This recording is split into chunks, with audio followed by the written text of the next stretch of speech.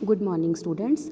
बच्चों, आज का हमारा विषय है विद्यापति जी। प्राचीन जो हमने कविताएं पढ़ी हैं उनमें जो हमारा लास्ट कवि हैं वो हैं विद्यापति।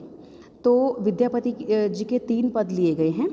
तो पहले मैं इसकी आपको संक्षेप में जानकारी दूंगी कि इस तीनों पदों में दिया गया है। तो जो पहला पद है उसमें विरहिणी के हृदय के उद्गारों को प्रकट करते हुए उन्होंने उसको अत्यंत दुखी और कातर बताया है। उनका हृदय प्रियतम द्वारा हर लिया गया है और प्रियतम गोकुल छोड़कर मधुपुर जा बसे हैं। कवि ने उनके कार्तिक मास में आने की संभावना प्रकट की है। इसमें नायिका विरह की असह्य पीड़ा झेल रही जान पड़ती है। वे अपने दारुण दुखों के बारे में किसी से कुछ भी नहीं कह सकती। उसकी बात का कौन विश्वास करेगा। दूसरे पद में प्रियतमा सखी से कहती है कि मैं जन्म जन्मांतर से अपने प्रियतम का रूप ही देखती रही, परंतु अभी तक नेत्र संतुष्ट नहीं हुए हैं। उनके मधुर बोल कानों में गूंजते रहते हैं। नायिका प्रियतम के पास रहकर भी अतृप्ति का एहसास करती है। इसका कारण प्रेम में नित्य नवीनता का होना, इससे उत्सुकता बनी रहती है। इस परिवर्तित प्रेम रूप का वर्णन करना सहज नहीं है। और कविता के तीसरे पद में कवि ने विरहिणी प्रियतमा का दुख भरा चित्र प्रस्तुत किया है। दुख के कारण नायिका के नेत्रों से अश्रुधारा बहे चले जा रही है, जिससे उसके नेत्र खुल नहीं पा रहे। वह विरह में क्षण क्षण क्षीण होती जा रही है, कमज़ोर होती जा रही है। अब तो उसके लिए उठना और बैठना तक कठिन हो गया है। वह वियोग की चरम अवस्था में है। तो बच्चों, पहला पद लेते हैं। के पतिया ले जायत रे मोरा प्रियतम पास, हिय नहीं सहे असह दुख रे भेल सायोन मास। एक सर भवन पिया बिन रे मोहि रहलो न जाए, सखी अनकर दुख दारुण रे जग के पतियाए। विद्यापति कवि गाओल रे धन धर मन आस, आओत तोर मन भावन रे एही कार्तिक मास। तो सावन मास चल रहा है। तो विरहिणी राधा अपनी सखी से कह रही है कि है सखी, ऐसा कौन व्यक्ति है जो प्रियतम तक मेरा पत्र ले जाएगा। सावन का महीना है और मेरा हृदय वियोग के असह्य दुख को सह नहीं पा रहा। तो प्रिय के बिना इस सूने घर में मुझे एकाकी नहीं रहा जाता। तो हे सखी, ऐसा कौन व्यक्ति है जो दूसरे के कठोर दुख पर विश्वास कर सके। श्री कृष्ण मेरे मन को हर कर अपने साथ ले गए हैं और उनका मन भी उनके साथ चला गया है, अर्थात उनका ध्यान मेरी ओर नहीं रहा। वे गोकुल को छोड़कर मथुरा में जा बसे हैं। इस प्रकार उन्होंने कितना ही अपयश ले लिया है। तो कवि विद्यापति जी कहते हैं कि हे सुंदरी, प्रिय के आने की आशा रखो।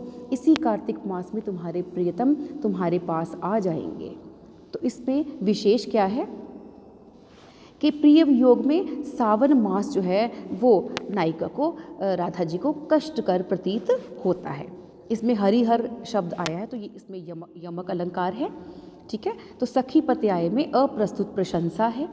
तो इस प्रकार से धनी धरु और मोर मन में अनुप्रास अलंकार है। भाषा जो है वो मैथिली है और जो रस यहाँ पर है वो वियोग श्रृंगार रस का प्रयोग किया गया है। तो दूसरे पैराग्राफ में आते, दूसरे पद पर आते हैं। सखी है की पूछस अनुभव मोए, सेह पीरती अनुराग बखानी तिल तिल नूतन होए। जन्म अवधि हम रूप निहारल, नयन न तिरपित भेल। सेहो मधुर बोल स्त्रहन, सुनत श्रुति पथ परस न गेल। कत मधु जामन रभस गमाओल, ना बूझल कैसन केल।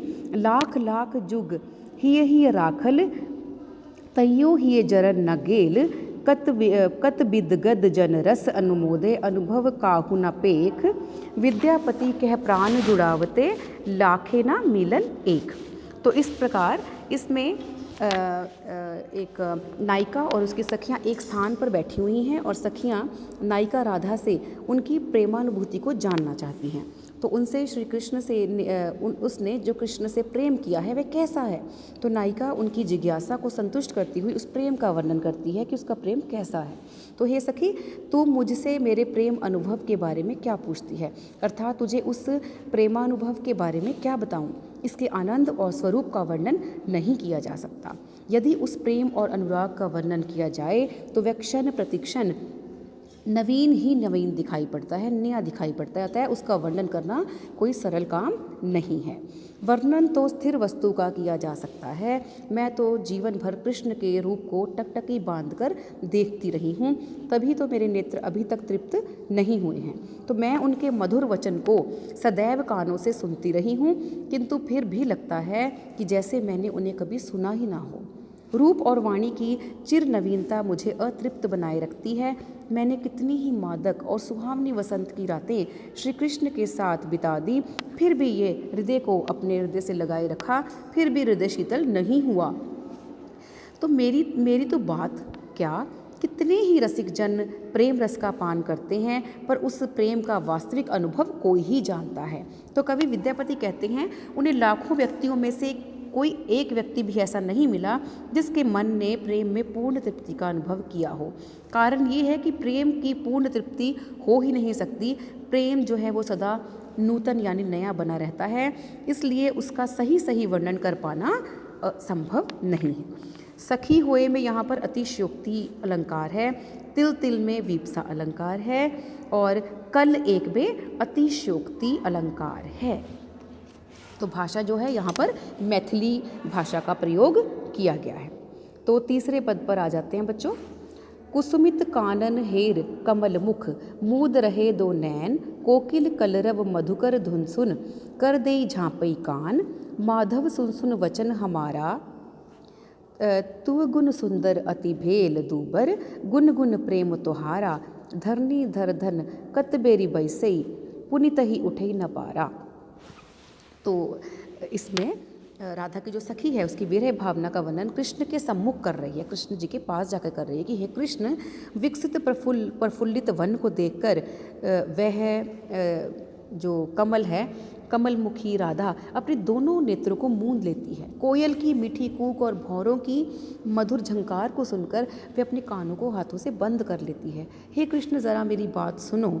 तुम्हारे गुणों और प्रेम का स्मरण करके राधा सुंदरी अत्यंत दुर्बल यानी कमज़ोर हो गई है। उनकी इस दुर्बलता का हाल ये है कि पृथ्वी को पकड़कर बड़ी कठिनाई से बैठ पाती है, पर पुनः चेष्टा करने पर उठ नहीं पाती। तो इसमें बच्चों कुसुमित नयन में अतिशयोक्ति अलंकार है और कमल मुख में रूपक अलंकार है। तो और भाषा जो है यहाँ पर मैथिली भाषा का प्रयोग किया गया है।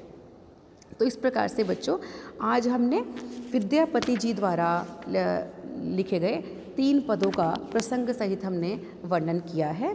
इसके प्रश्न उत्तर मैं आपको PDF में भेजूंगी, चैप्टर की PDF भी आपको साथ भेज दी गई है। तो इसमें इसके अर्थ संबंधी और पुस्तक में दिए गए जो पद हैं, इनमें कुछ भी अगर अर्थ संबंधी आपको कठिनाई आती है और या प्रश्न उत्तर जो मैं आपको भेजूंगी उसमें अगर कुछ भी आपको कठिन लगता है तो आप मुझे WhatsApp पर मैसेज करेंगे, मैं आपका उत्तर अवश्य दूंगी।